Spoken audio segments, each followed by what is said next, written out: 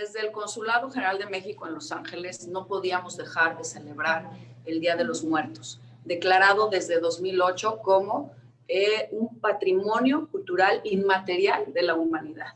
Así es que qué mejor manera con una exhibición virtual que tenemos del fotógrafo Tomás Casademunt.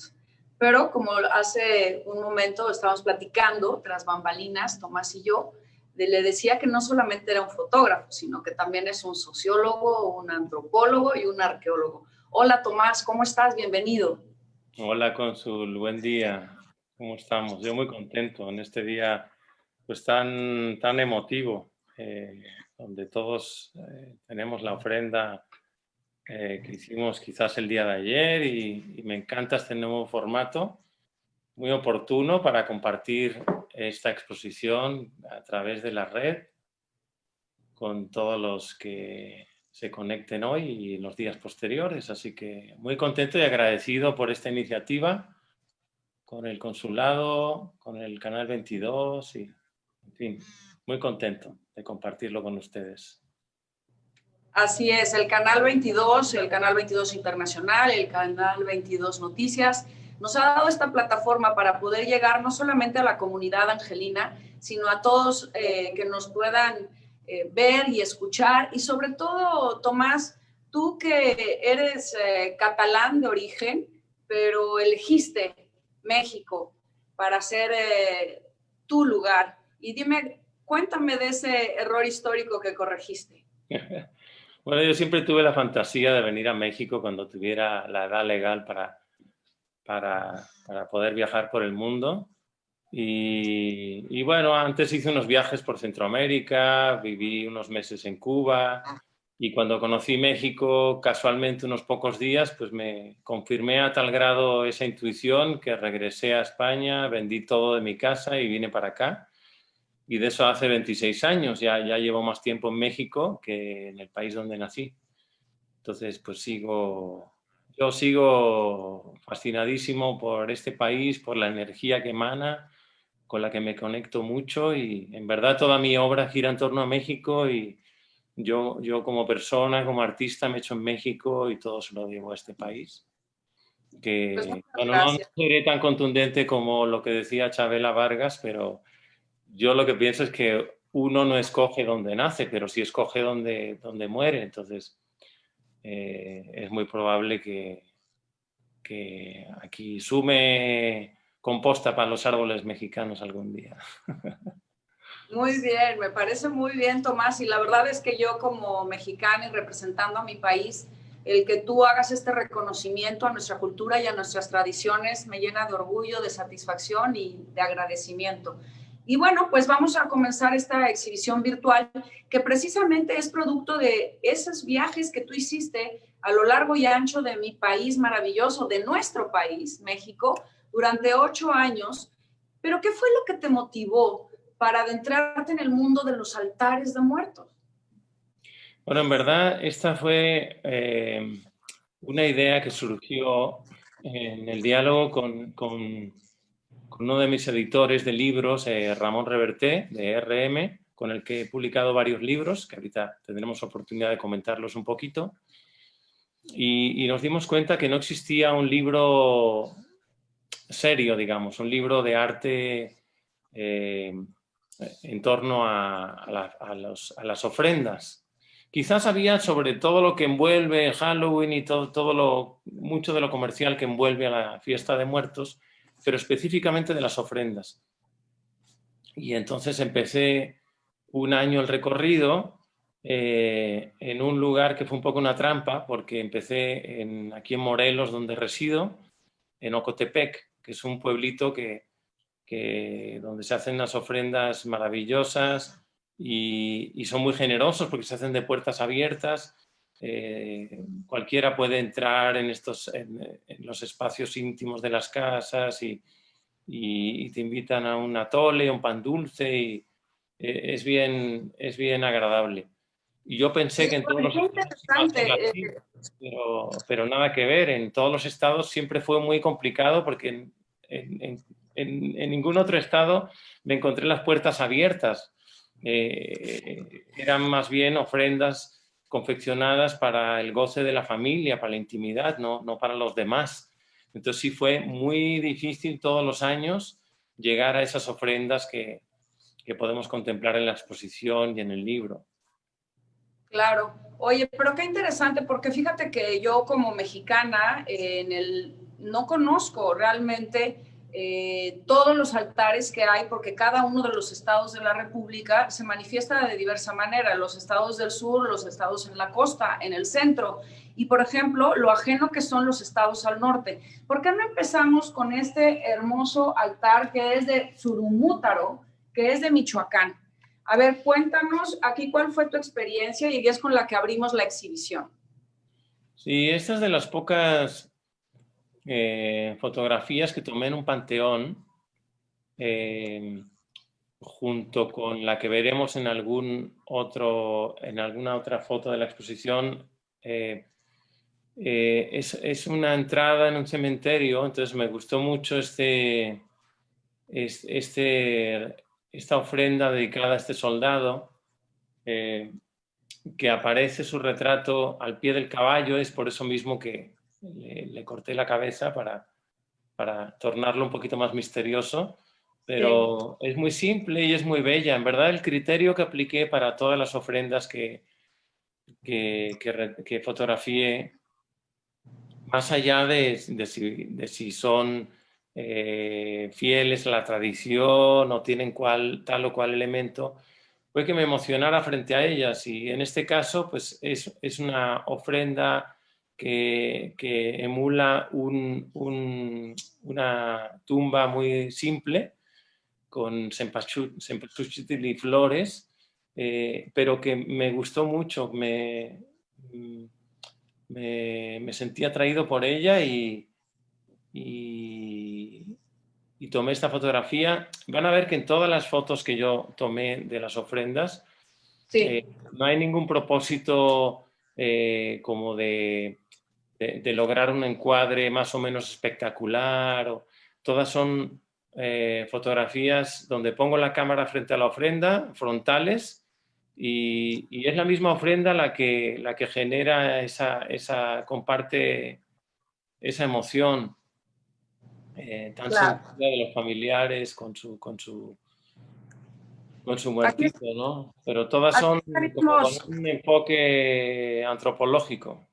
claro, por eso te decía que no solo eres fotógrafo, sino que también eres sociólogo, antropólogo y arqueólogo, porque Aficionado, en alguna parte leí como también que viajero, las es sensible a técnicas todas las cosas que ve y es sumamente... Bueno, tiene incluso una parte de arquitectura, porque yo fotografío mucho arquitectura y las ofrendas tienen esta parte también monumental que me recuerda mucho a las pirámides, tienen esa misma estructura por pisos, tienen muchos elementos en común, ¿verdad? Sí, como por ejemplo esta que vemos que es de Huaquechula, en Puebla. La diferencia de la de Guerrero, bueno, en la otra estábamos en una tumba, pero aquí ya vemos esta estructura arquitectónica que dices, los pisos, ¿no? Qué interesante. Sí, que en este caso veo 3 pisos que dicen dicen porque hay muchas historias relativas al significado de todos los elementos. Yo pienso que a nivel general es válido, pero seguramente pues cada uno hace la ofrenda como aprendió a hacerla con sus familiares de niño y reproduce esos aciertos o esos errores, pero en verdad un modo particular y propio de cada familia de confeccionar las ofrendas. El tema de los niveles parece que va ligado al cielo, a la tierra, al inframundo, los que tienen 2 niveles, los que tienen 3 niveles, los que tienen 9 niveles o 7 niveles. En fin, es muy complejo todo ese significado, el sentido que tiene cada uno de los elementos.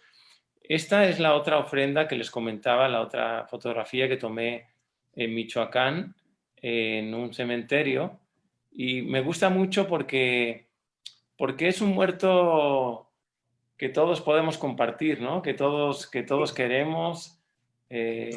Tata Cárdenas pues es un gran personaje en México y pienso que para todos tiene un gran carisma y emana afecto de una época en México que seguramente todos extrañamos mucho, especialmente ahora.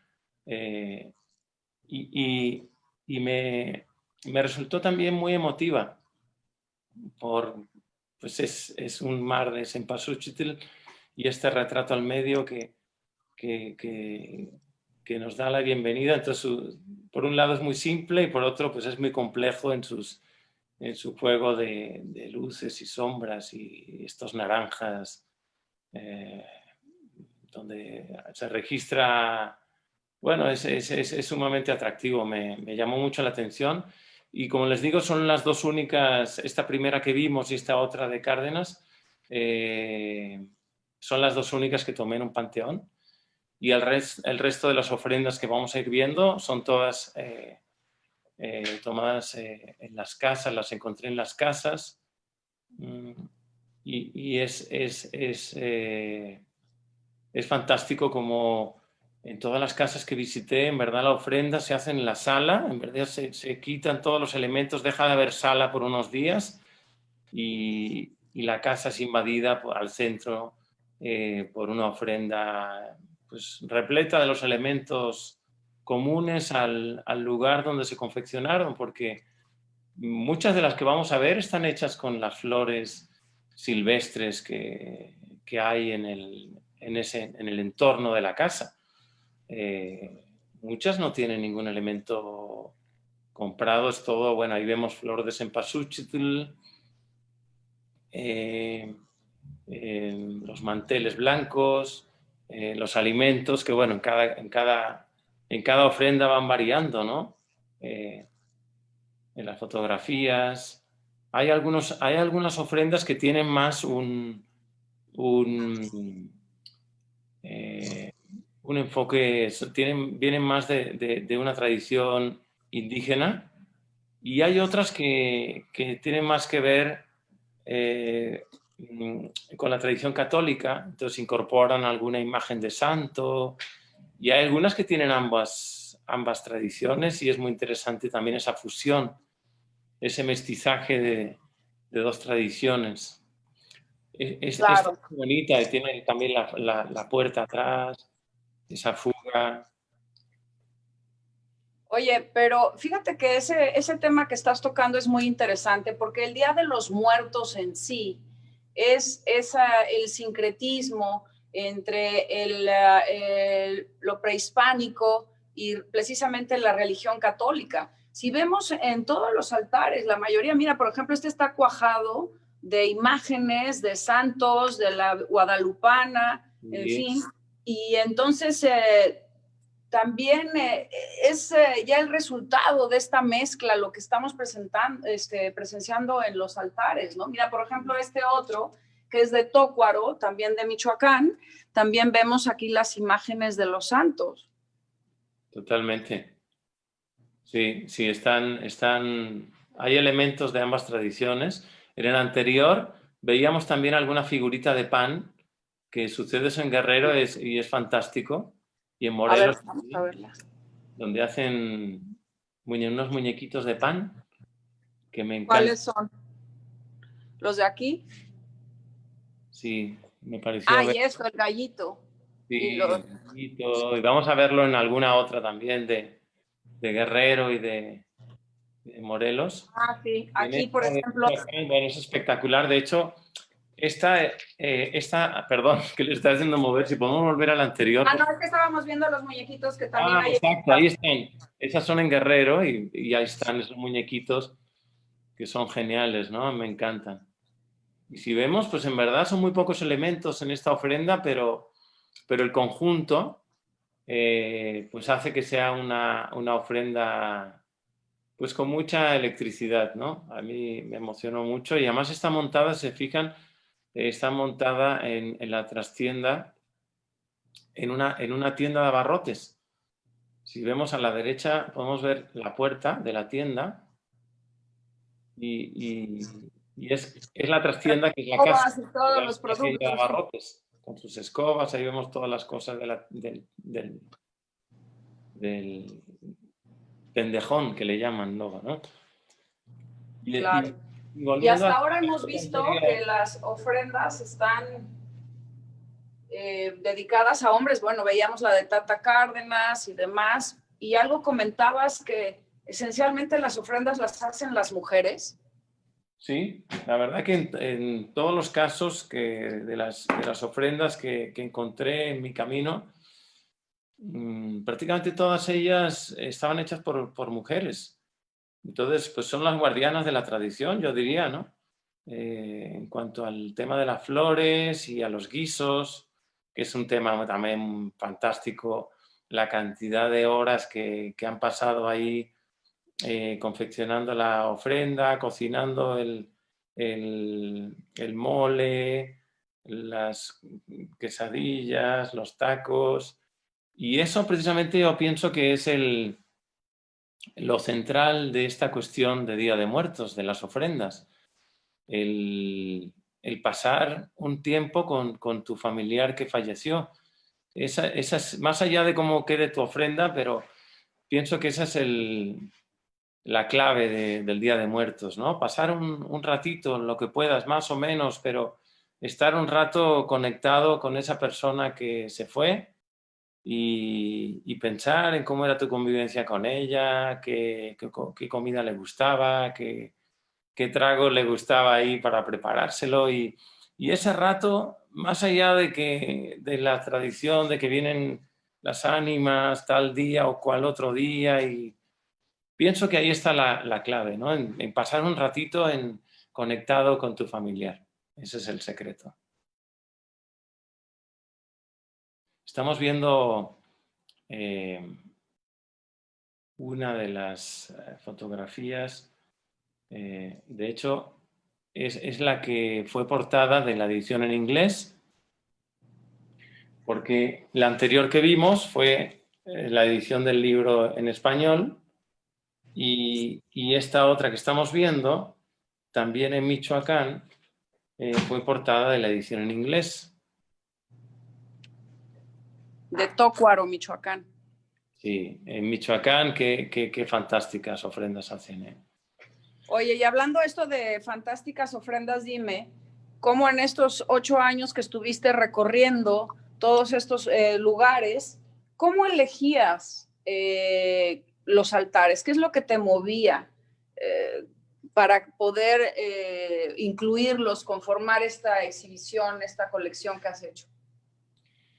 Pues la verdad va a sonar un poco raro, pero más que elegirlas, me eligieron ellas a mí, porque es como el caso de México, de por qué vine a México y bueno, es más, esa conexión es la clave de todo, porque yo, fuera del primer año que como comentaba hice en Ocotepec, en Morelos, el resto, los siguientes 6 años, cada año era, en verdad, pues muy complicado. Yo todos los años pensaba que perdía el año.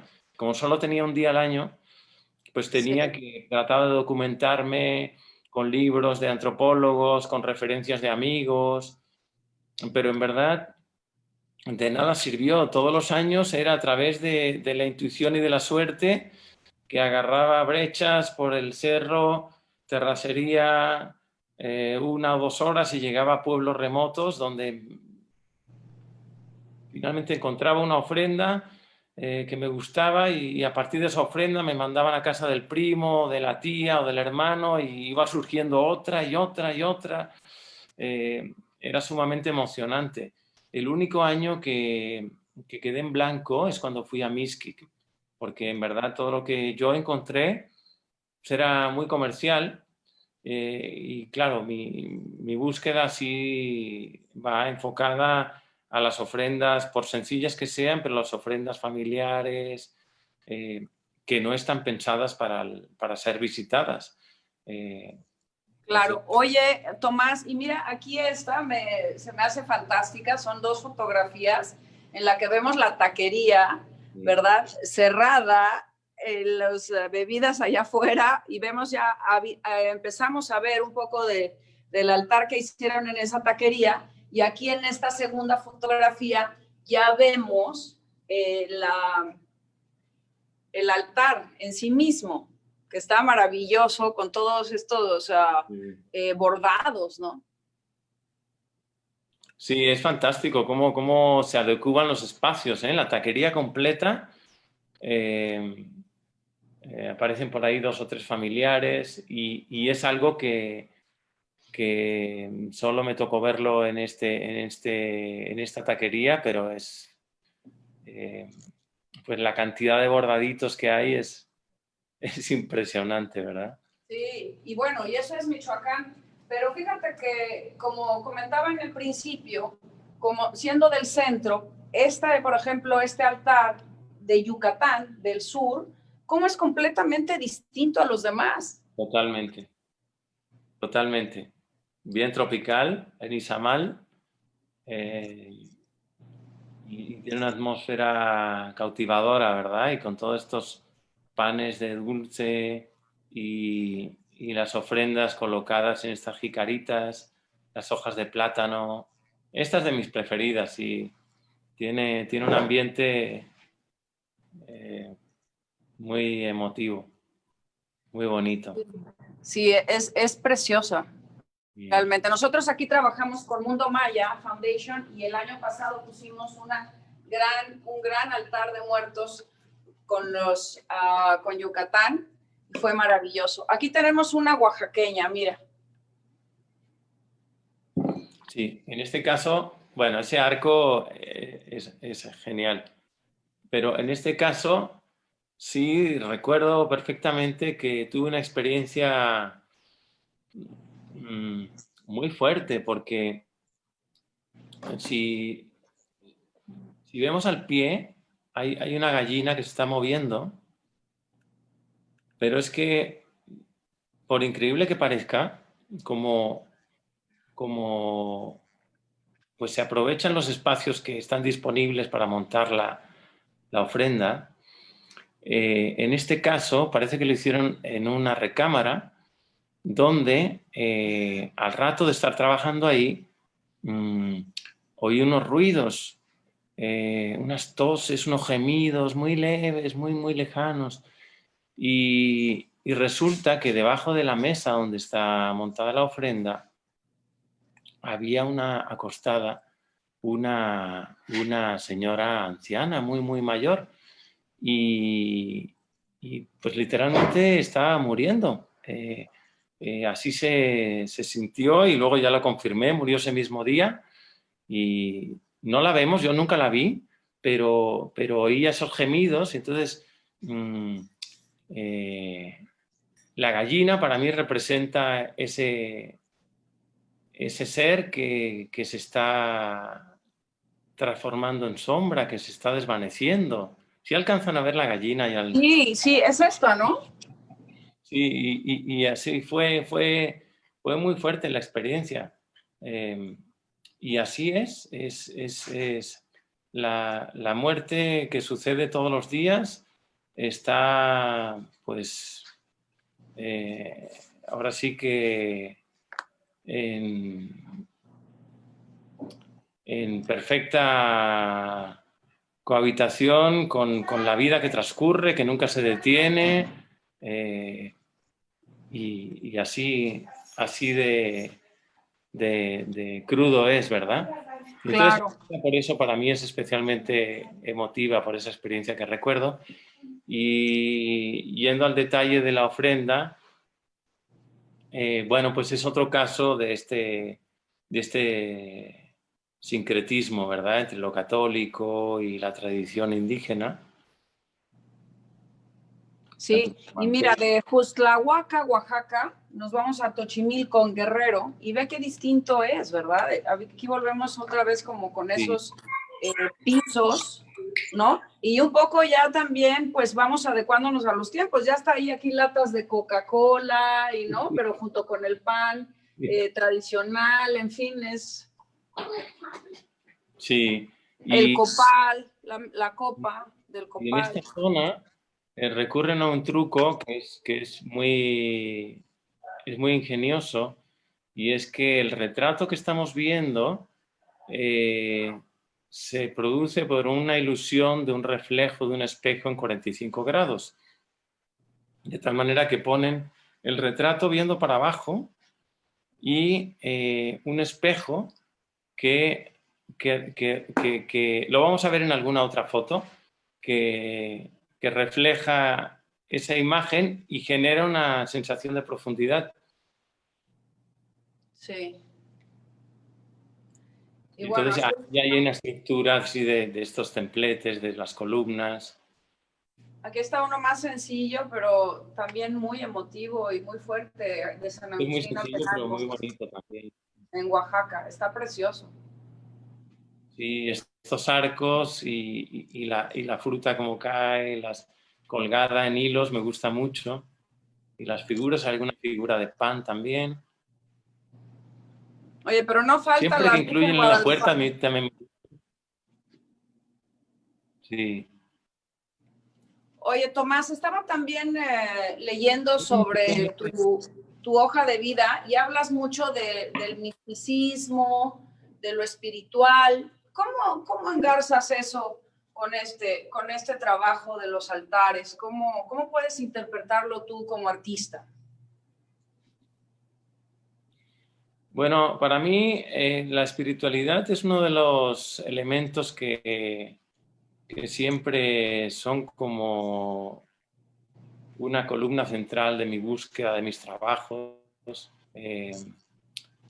tanto en los trabajos que he hecho en los sitios arqueológicos, en la noche con luz de luna, eh, eh, como el trabajo que realicé durante 8 años en los cenotes en Yucatán. Es algo que me interesa mucho, es una cuestión de fondo que es común a todas las series que yo hago, y en el caso de las ofrendas, pues tienen ese potencial, ¿no? Tienen una presencia espiritual muy fuerte.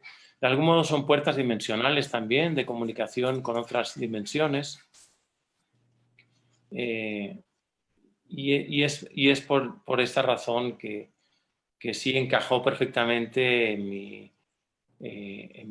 mi búsqueda, y se entrelaza de manera muy natural con mis otras series. Me gusta mucho cuando aparecen puertas como en la anterior, ¿no? Porque son como la entrada, la salida. Esta, sí, ahí vemos, ¿verdad? 2 puertas ahí. Sí. Y Oye, esta, hemos esta visto, se me hace fantástica. Esta me gusta muchísimo, de San Agustín Oapan en Guerrero. El adobe. No, es fantástica. figuras de Cuéntanos. pan, es muy, muy simple, es un buen ejemplo que en verdad para hacer ofrendas emotivas no hacen falta muchos elementos, y este es un buen ejemplo porque es pura tierra, 4 flores, los elementos, los jarrones, los vasos de yogur o lo que haya ahí a la mano, y la tierra le da una identidad matérica muy fuerte. A mí también me gusta mucho este. Vemos algunas fotos, algunas flores silvestres, parece que hay nube por ahí. Insisto, no, para mí las ofrendas no tienen que ver con el poder adquisitivo, sino recuperando el sentido de la tradición.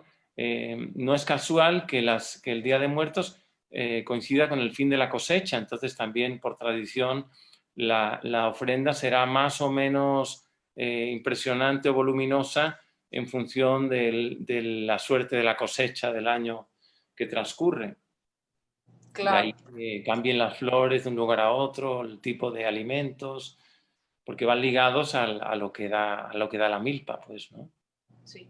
Oye, Tomás, y mira, en este altar de Tócuaro, en Michoacán, vamos a concluir también como iniciamos con Michoacán. Es interesante porque en todas las fotografías de los altares no habíamos visto a personas hasta esta última. Sé que tú cuando estuviste en La Habana trabajaste con rostros, con este tipo de acercamiento a la fotografía a través de las personas, pero Sí. en todos los altares no había hasta ahora. Sí, a mí en esta me gustó incluirlo porque de algún modo estamos todos incluidos ahí en esa madre con su hijo, esa señora más mayor que está postada en el marco de la puerta, pero tampoco no tienen rasgos definidos, son como, a la vez son como fantasmas, son como espectros que están también ahí observando, y me parecía como la manera perfecta de ilustrar la expectación que generan, tanto en cuanto a los vivos como las almas que las visitan. Y es un elemento que me pareció importante incorporar. Y efectivamente, mi primera experiencia, yo vengo de la fotografía documental, yo estudié periodismo y trabajé en un periódico 5 años, ahí es donde aprendí a trabajar con la cámara y a trabajar en el laboratorio fotoquímico. Y fruto de los 6 meses que pasé en Cuba, hice mi primer libro, que fue El Son de Cuba, que son retratos de soneros cubanos, la mayoría de ellos ya muertos, tanto en Cuba como en Nueva York y Miami. Y en verdad esa experiencia, esta es la edición que se hizo en México, con Trilce. Es un poquito diferente, pero son los mismos retratos. Y en verdad esa experiencia de retrato fue tan plena porque pasé pues un día con cada uno de ellos. Entonces, como que en Cuba se detuvo el tiempo y esas condiciones óptimas para el retrato nunca más las tuve. En ningún otro lugar del mundo la gente tiene tanto tiempo para compartir. Entonces, después de esa experiencia tan afortunada, me parecía que tomar un retrato en media hora, en una hora, era un poco como un engaño.